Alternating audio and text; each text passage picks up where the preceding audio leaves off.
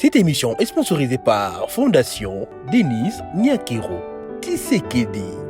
Makolo ezaki otambola lisusu te Papa Chic. Zalaki ko comprendre que ça fait au moins 2 mois passés. Nazali ko se sentir toujours que ba température ezaki ozalanga toujours le colo, pe tension ezaki ozala toujours le colo, ba étouffement. Na yokaki lisusu malamu te. Na ye na koyi na nzela. Nde bana bazwaki temps ya komema ngai baye na nga na ndako. Mais tant tokomi na ndako nazaki obligé kobenga docteur po makasi otambola ezala ete docteur ntango aye azalaki obligé kotia batension tension amonaki tension ezalaki biso déjà 18 na maboko makolo nyonso to mpenza ezalaki so kosala te donc banere ya motu ekomaki tandi makanisi ko même kobunga nde afoxe kopesa bakisi situation ezalaki malamu te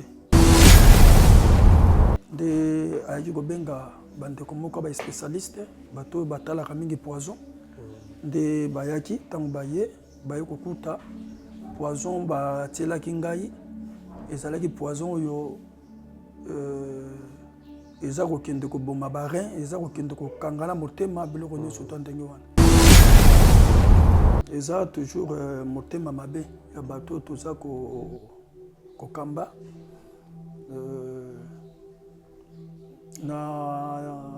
nazalaki empoisonné moni donc to motema mabe toza nango toza na motema mabe même na bato tokomona mpe na milimo donc neti eloko oyo moto asali yango aza moto nayebi eza te ke soki ndenge ni te eza moto nayebi moto navandaka na ye aza papa ya mokolo nde moto asali nga boye mpe na minute tozoloba akimi na ye akimi même église aza komona liso te diso akimaki avant même ke ayeba déjà ke makambo nyonso to esalema oyo Papa Chic nakoka ozala mfi te nakoka ozala mfi te komona na boye malgré bapema malgré ndenge nazo se sentir mais tokokaki vendredi wana pe samedi dimanche nakoka ozala mfi te doti quand même bayopesaka mwa bakalima oyo nakoka ozala mfi te c'était la vie j'étais entre la vie et la mort Oh namoni bakomi elle oyo wana eza ya nini oyo eza mpona kosokola makila oyo azokende sokola babiloko nyonso to ya kati poison bandenge atielaki yango balobi eza poison ekende kotouche mingi bare parce que nazali ko quand même kotambola te ebukaki nga makolo nyonso to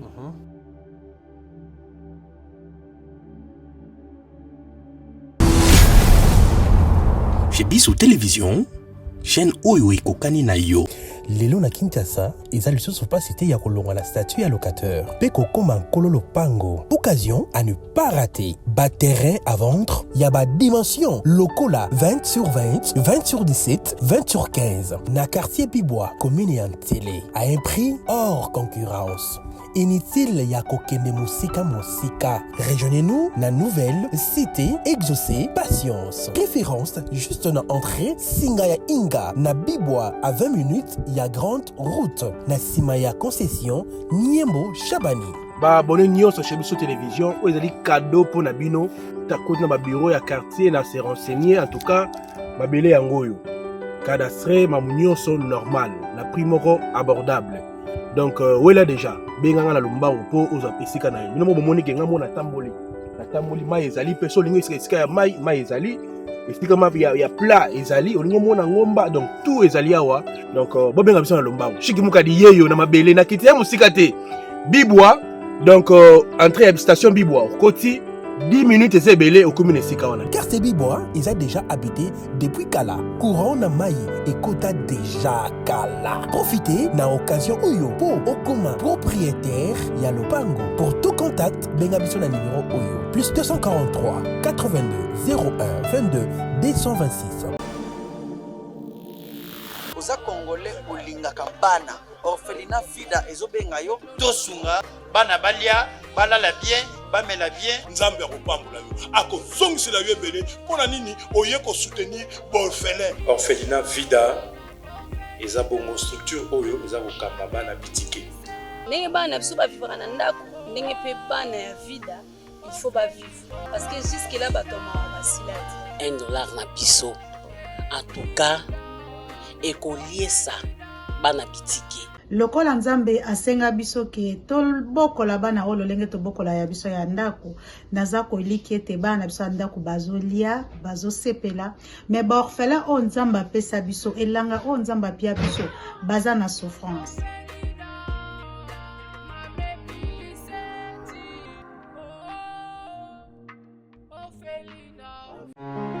Du nouveau à un an à Kinshasa, le Cristal de la Foire. Le Cristal de la Foire est une salle de fête de haut standing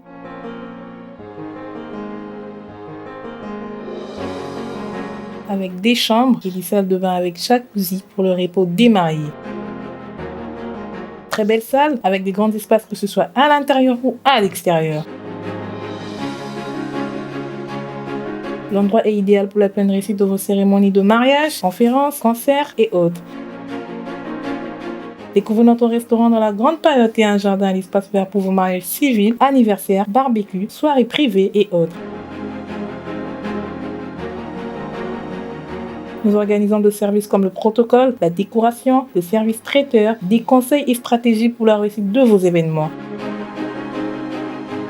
Le Cristal de la Foire est situé dans l'enceinte de la Foire internationale de Kinshasa-Fikin, dans la commune de Limete, entrée première porte en face du petit batteur de Tam Tam. Pour plus d'informations, écrivez-nous sur notre mail ou sur nos réseaux sociaux. Le Cristal de la Foire, le charme et la beauté de l'endroit vous décorent. Bandeko balandi ya Shibiso Télévision, mbote na bino, boyi malamu na émission na biso Police de Star. Yambo na bande émission lelo na pesi matoni mingi na sponsor na biso officiel. Ye atika kabiso te azara na biso elongo landela kavi na biso abatela kabiso tango to lala yenda bundela kabiso na nyonso to mona na mokili malgré bato mitama be balinga ba ko isa biso makasi ye azala kawana pour protéger biso apesi biso mosolo apesi santé apesi famille apesi kimia asana en sorte que bo sala biso confiance mo ta biso na Shibiso Télévision kombo ya sponsor na biso Jésus-Christ de Nazareth. Il y a des sponsors numéro 1 de la chaîne Oyo Shibiso Télévision. Un grand merci à Thomas Fabien, à Simaya Caméra, et puis la réalisation et puis montage. La bonne sanité de Nijmo Solo Elias, Nego Chris, Bangonde Bazali Bango na technique de la chaîne Oyo Shibiso Télévision. Un grand merci à la fondation Maman Denise Nyakero, Maman Longo Nyapé, merci mille na nyonso ko sala pona Shibiso Télévision. Un grand merci à Orphelinat Vida, Yamame Mili, à Kosenga Motonio, son moteur malamu. Ayeba ko kota en contact na ye pour na ko sunga bana oyo bayeba ko zonga pe classe année oyo. Merci na ba ope balinga biso te nzambe apambola bino baneko ba bolingo tolalaki tolamuki mutema mabe na mokili oyo ekomi ebele yango na yebisa bato to sala bato confiance mingi pe makasi bete parce que muto saka muto akoki kotrahir yo te muto akoki kosala mabe te ezali kaka nzambe to samelaka Jésus-Christ Nazareth parce que yende azali papa azali mutema munene. Lelo tolali tolamuki toyoki sango ke moko ya bassin na nzambe balekaka na Shibiso Télévision papa je sais que tout lazaki empoisonné bachelaki poison kasi to luka koyeba nani a empoisonné to pe pona nini lelo ali poison kasi baluki azala susute na mokina se ya mokili lokola mutu wana ninga tile poison nde ko remplacer étoile ya papa je sais que tout là étoile nyonso asala ma nyonso ne komi yaye donc ya malamu te na yango toye na lombango na ndako koluka koyeba azana niveau boni dans santé za boni est-ce que bakisi akozwa mekasi to yoki pe que sengeli akena lombango na Afrique du Sud pour être traité naza na kati ndako na ye naza na papa je sais que tout la papa na pesi mbote. Oui, merci mingi papa Chic. Sango nini kama muke nzambe mabaza ko batela biso vraiment. OK. Nzambe mabaza batela. Voilà. Na ebiti ko sambela poto bande émission. On ça Bible na biso. D'accord. Quand tu as le sambo kasi papa. Seigneur merci. Pambola déplacement à mosali na yo. Pambola bande konyo surtout oyo baza kolanda pe biso ko bosana te cameraman na kombo na Kristo. Amen. Amen. Papa je sais que tout là ba bengi moi mingi ba omono na télévision sous-outé. Papa Chic papa je suis qui a puis. Tant on essaie bato mingi ke papa je suis ko be la santé ko déranger et bato pe balobi ke na mbangu ye banini ko leka kuna malgré olinga ito ye baté ke ozaki empoisonné kasi bato oyo basepelaka na mateya oyo teyaka na chez biso télévision bango nde batindi balobi papa Chiki kita na lombango oluka koyeba papa Josué aza na eta nini mpo na sango napesaki bango bayokelaki yango na mosika mais kasi nini ekotungisa yo? Bon, tokofoxe moke malgré bacourte respiration mpe mapenza eza kozala biso mpenza bien te eza toujours motema mabe ya bato toza kokamba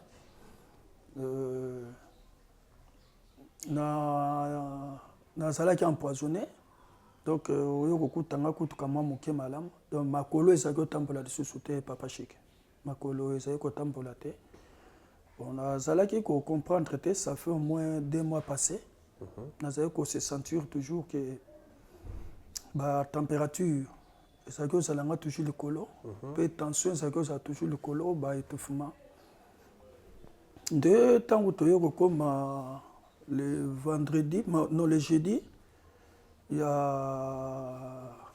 basemaine oyo eleki nayokaki lisusu malamu te naye nakoyi na nzela nde bana bazwaki temps ya komema ngai baye na nga na ndako mais ntango tokomi na ndako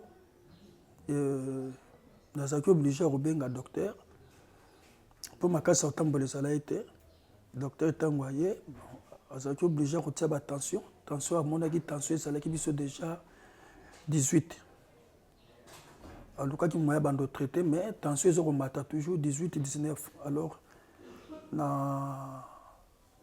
na maboko makolo nyonso to mpenza ezalaki so kosala te donc banere ya motu ekomaki tandi makanisi ko meme kobunga nde afoxe kopesa bakisi situation ezalaki malamu te nde ayebisinga alobi non il faut koluka moye ke nabenga baspécialiste mpo basala teste nde ayaki kobenga bandeko moko baspécialiste bato oyo batalaka mingi poison nde bayaki ntango baye kokuta poison batielaki ngai ezalaki poison oyo eza kokende koboma barein eza kokende kokangana motema biloko nyonso to ndenge wana nde azwaki nano ndambo bakisi oyo ezalaki ke ya babokoko nde apesaki ngai mpona kokalme me ntango aye kotala lisusu bateste ndaye komona toujours ke beleme ezaka na kati ya nzoto nde je crois bakisi yango nomoni basalelaki nga me bakisi yango nazozwa bakisi naza kozwa vraiment respiration eza toujours bien te santé ezakaka bien te nde docteur na ngai ameki koexplike nga ke vraiment soki ekozala possible naluka moya kodéplace soit Afrique du Sud soit Inde mpona akende kozwa mpenza traitement ezali oyo ezali approprié mais moto na nzambe komona na niveau na yo na ra na yo oza nango kokende kozwa bakisi ya bokoko est-ce que bakoki nde ezangaki ya kokende hôpital mpo basunga yo docteur alobaki na yo wana eza docteur ya bokoko to docteur oyo ya bakisi ya mondele nde tolobaka? Bon toloba bosolo moto abandaki kotraite nga ezalaki docteur ya munganga oyo baminganga normal ntango azotraite amoni ke bakisi azopesa ezosimba te nde ayaki koyebisanga ke abenga bandeko baye batala teste nde nauti koexplike nde bayaki kocomprendre ke eza poison bon ameki koexplike nga ke dans ces premiers temps aza bakisi akoti opesa nga awa ekosala nga mpenza eloko moko te nde ayebisaki nga ke non dans ces premiers temps zwa nano bakisi ya bokoko ekoti kokitisa poison en attendant tobunda toluka makoki mpo oluka moye ke obima mboka mpo okende kozwa mpenza bakisi oyo ekoti kotraite yo donc eloko esalaki biso boye na maboko nazalaki mpenza na makoki ya malamu te nazalaki mpenza na makoki te oyo ekokaki kosala ke peut-être ke non nazwa bakisi oyo ezali mpenza ya minganga oyo ezali ke moderne donc makoki ezalaki te mpenza makoki ezalaki te parce que ezali likambo oyo tokanisaki te donc c'est eloko oyo ekomi brisque donc j'avais pas vraiment de possibilités mpona kozwa bakisi wana Mais comment on a le motema mabe côté na kati tonga bino na bino bokomi ko bomana. Est-ce que ilo kwa modèle wana comment on a que biso ba na nzambi topé quand je ba bana na nzambi voulais-je dire tokomi ko lingana ko chamuninga bomo imokuse osana rancune na bango o se reprocher ne loko moko te que mutu moko azaki osala ke loko esengela sa vengeance. Bon, papa chic, kotala penza boye nga naza basé na délivrance, naza basé na délivrance, naza basé na sanctification, naza rappelé na problème à mototé, papa chic. Naza na problème na mototé, bon problème eza moko moni mokili po yina yo ndengo zobetelanga lisolo tala kaka danger au courir. Kolomba musala limité tu es otalanga na ndako na njili yao. Mais tala ba menace yo. Vous voyez, dans ma bête, moura. Chikata. Donc, parce que, aux akoya ko sala interview, peut-être pour nous sauver, yo mon musalo yo sala peut-être kakandengo na peut-être présence na yo et pour nous sauver âme. Mais diable la chikandengo na te. Omoni donc to motema mabe tozana ngo tozana motema mabe même na bato to mona pe na milimo. Donc mutu mususu papa chiki kaka ndenge to le kana émission na yo motema mabe. Mutu mususu ezali kaka keno ndenga zo mona yo zo kamba église. Donc net loko oyo mutu asali yango aza mutu na yebi. Ezate ke ce qui ndenge nité aza mutu na yebi mutu na vanda kana ye. Aza papa mokolo. Nde mutu asali ngaboy. Pena minute tozolo ba kimi na ye akimi même église aza comme dans le sauté. Disons akima qui avant même que ayeba déjà que makambo soto esalema oyo. Ayeba déjà que ça sali makambo na ye makambo ke yinda na sima donc aza moto na yebi. Asa moto na yebi ezate ke soki ndenge na sa moto na liaka na ye na melaka na vanda kana ye. Ye mutasali makambo. Ye ndem mutasali ngaboy. Papa chiki na koka ozala amfité. Na koka ozala amfité komona na boye. Malgré ma paiement, malgré ndenge nazo se sentir, mais le coca qui vendredi wana, pe samedi dimanche, mais le coca aux invité. De ceux qui zaki kaka qui sont na zaki na bonito qui attend mon kende na lobaka, to motema mabe abatu. Donc le coca okuta na te. Ils allaient que les 3 jours wana, vendredi, samedi, dimanche, lundi, donc quand même ba européen c'est vraiment ba kalima oyo, na coca aux invité. C'était la vie, j'étais entre la vie et la mort.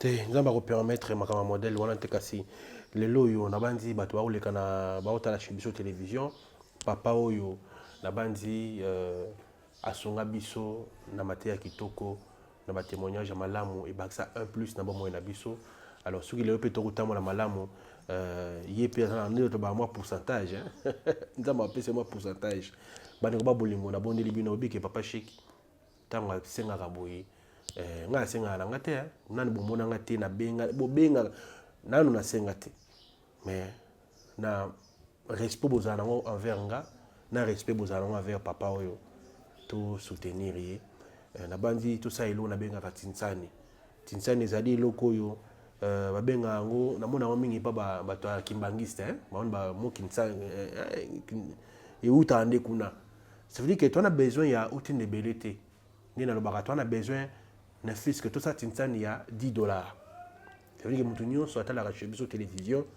ni tout ça na une affaire à 181 000 abonnés parce que si mutumo atini kaka par exemple tout ça tu bandika na $1 tina $10. Si par exemple tu zukaka $1 par mutumo atini $1, ça veut dire que 5000 personnes batindi toi na $5000. Donc $5000 ça peut faire l'affaire papa okende qu'on a soin na Afrique du Sud et na bandi nzamba okanisa wana ba problème ozanango to pe na ba nyonso ozanango na bike ngai nazanga musana nzambe te mekasi nazali mopandisango tant to senga rabiso ça veut dire que sengli dato soutenir nga ko yana nga déjà boye soutien nyonso na sali yango par na nga yango na sina sali ya bino pe busala yango na lombango papa je suis qui tout la repesa numéro ya téléphone oyo izana M-Pesa to Airtel Money à travers le monde aux États-Unis, Canada, partout, France. Système M-Pesa et comment. Ça veut dire qu'il y a moyen ou que soit agence de société ou qu'il y a un transfert. Si vous avez un moyen, ou qu'il y a un moyen comment on peut ça comment complet pour comment on a pour être un transfert et il y a pas papa à ce traitement. Na bandi nzamba ozanga te ko pambola bino Papa, je sais qui tout là. Mais c'est quoi, Makambo, est-ce que poison est aussi là, tout va revivre dans l'outil qui me colle là? Parce qu'il y a un poison, monsieur, ici, la terre. Nsamba otala boko. Nsamba otala boko.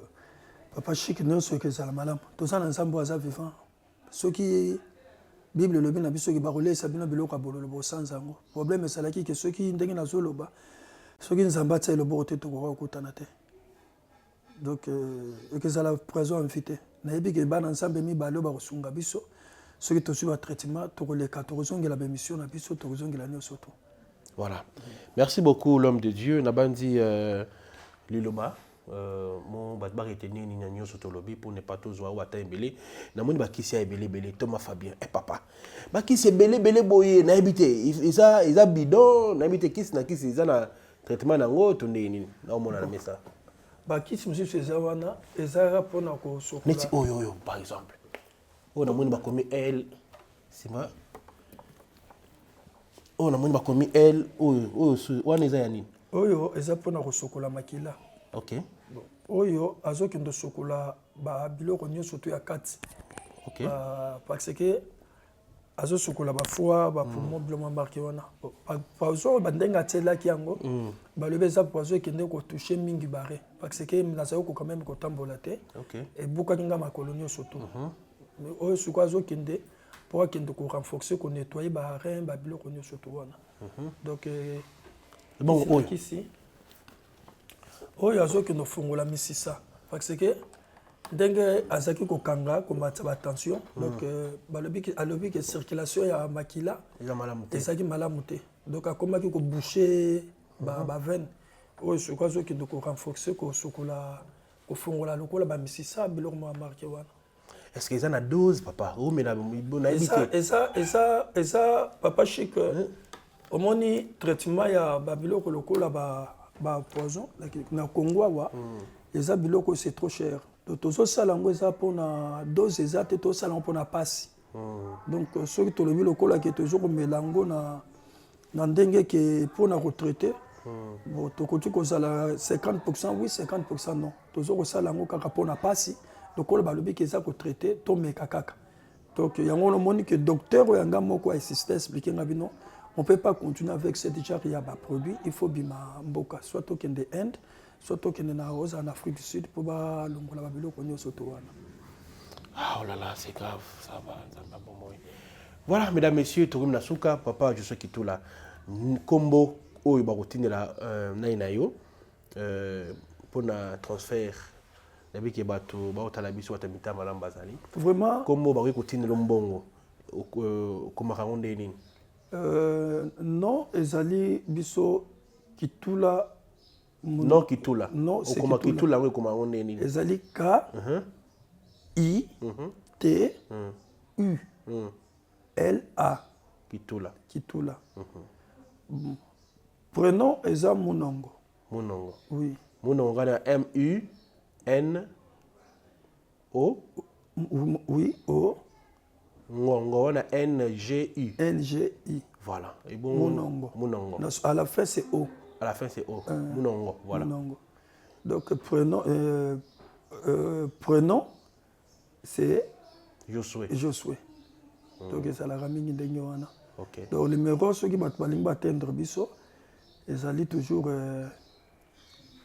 plus 243 85 61 94 0 à la fin ou soit plus 243 81 41 88 012 donc les deux numéros wana bakototendre biso na facilité papa Chic. Merci beaucoup na osenga na Thomas Fabien azapé numéro acha on a C comme un peu ça na Airtel Money mais bando balandi na lelo yo to souhaita ngote lelo to kuti a oloba tout ça on a lombango pose traitement pe za remoto a eu traitement ta on a makazi pour bika tout cela té comme grave pour tout na mawa des amalamuté navige batota la chibi sur télévision ba mita malamu nzamba pambola bino na nyoso bo sali déjà parce que ngana mona ki bo sali déjà nzamba mona mutu nyoso oyo a ça contribuer ngai na pesi merci mingi na sponsor na nga officiel en tout cas futa kinga kitoko parce que lelo za le 31 Thomas Fabien le 31 Télé, à foutre donc dans lobby hier, c'était le 31. Sponsor on a foutu un bon qui toque on a eu sur la télé na provision. Sponsor a pessi sous Marmibele, a pessi Mituka, a pessi santé, sponsor a pessi nyo soto zanango. En tout cas foutu biso qui toque. Merci beaucoup mon sponsor officiel Jésus-Christ de Nazareth. Yende sponsor nanga. Subo mona ki ngabo beta ramina ko koyate parce que sponsor nanga za na sima. Oui, sur le ngo zoyer à sponsoriser yo. Il y a une condition te ote la mukana butu kendo lianie il y a une condition te il suffit qu'on dit mayo yambaye en tout cas comme mon sponsor na yo.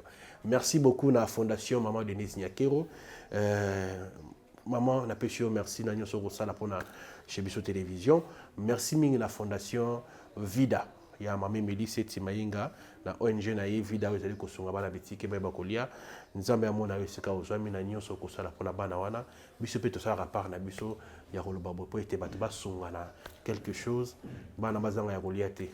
Merci beaucoup na Thomas Fabien na sima ya caméra. Merci beaucoup à ma femme Lydie Moukadi. Bandenga babolingo Jésus Christ azongi te to kutana pona suite ya émission oyo na papa je sais que tout là na banzi ou bakotina déjà to kozonga lisusu wapo apesaka ba merci na ebité lo nyakolo bate pe arobone la pona bino. Tukutani balasima. Bye bye. Cette émission est sponsorisée par Fondation Denise Nyakero Tshisekedi. Lelo na Kinshasa, eza lisusu pas cité ya kolonga la statue ya locateur. Peko koma kololo pango. Occasion à ne pas rater. Bas terrain à vendre, ya ba dimension. Lokola 20 sur 20, 20 sur 17, 20 sur 15. Na quartier Bibois, commune et télé. À un prix hors concurrence. Inutile ya kokende musika. Rejoignez-nous na nouvelle cité exaucée patience. Préférence juste na entrée Singaya Inga na Bibois à 20 minutes ya grande route na Simaya concession Niembo Chabani. Ba bonne nyonso chez biso télévision o ezali cadeau pour na bino ta côté na ba bureau ya quartier na se renseigner en tout cas babele yangoyo. Cadastre mamunyoso normal na prix moko abordable. Donc wela déjà benganga na lombango po oza pesika na yo. Bino mo bomoni ke ngamo na tamboli mai ezali pe so lingo esika ya mai ezali explique ma ya plat ezali olingo mona ngomba donc tout ezali awa donc bobenga biso na lombango shiki mukadi yeyo na mabele na kiti ya musika te Bibois donc entrée à station Bibois koti 10 minutes et c'est belé au commune esika wana. Quartier Bibois, ils ont déjà habité depuis Kala. Courant na Maï et Kota déjà Kala. Profitez na occasion Oyo pour Okuma propriétaire Yalopango. Pour tout contact, bengabiso na numéro Oyo plus 243 82 01 22 226. Oza Congolais olingaka bana orphelinat Vida ezobenga yo tosunga bana balia balala bien bamela bien nzambe akopambola yo akozongisela yo ebele mpona nini oye kosoutenir baorphelin. Orphelinat Vida eza bongo structure oyo eza kokamba bana bitike ndenge bana biso bavivaka na ndako ndenge mpe bana ya Vida il faut bavivre parce que jusque là batoma basila te $1 na biso en tout cas ekoliesa bana bitike. Lokola nzambe asenga biso ke tobokola bana oyo lolenge tobokola ya biso ya ndako naza koliki ete bana biso ya ndako bazolia bazosepela me baorphelin oyo nzambe apesa biso elanga oyo nzambe apia biso baza na souffrance.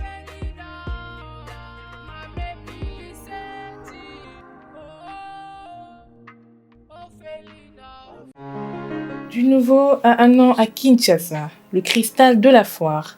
Le Cristal de la Foire est une salle de fête de haut standing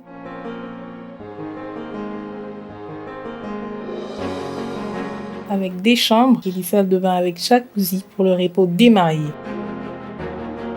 Très belle salle avec des grands espaces que ce soit à l'intérieur ou à l'extérieur. L'endroit est idéal pour la pleine réussite de vos cérémonies de mariage, conférences, concerts et autres. Découvrez notre restaurant dans la grande période et un jardin à l'espace vert pour vos mariages civils, anniversaires, barbecues, soirées privées et autres. Nous organisons des services comme le protocole, la décoration, le service traiteur, des conseils et stratégies pour la réussite de vos événements. Le Cristal de la Foire est situé dans l'enceinte de la Foire internationale de Kinshasa Fikin, dans la commune de Limete, entrée premier plan en face du petit batteur de Tam Tam. Pour plus d'informations, écrivez-nous sur notre mail ou sur nos réseaux sociaux. Le cristal de la foire, le charme et la beauté de l'endroit vous décorent.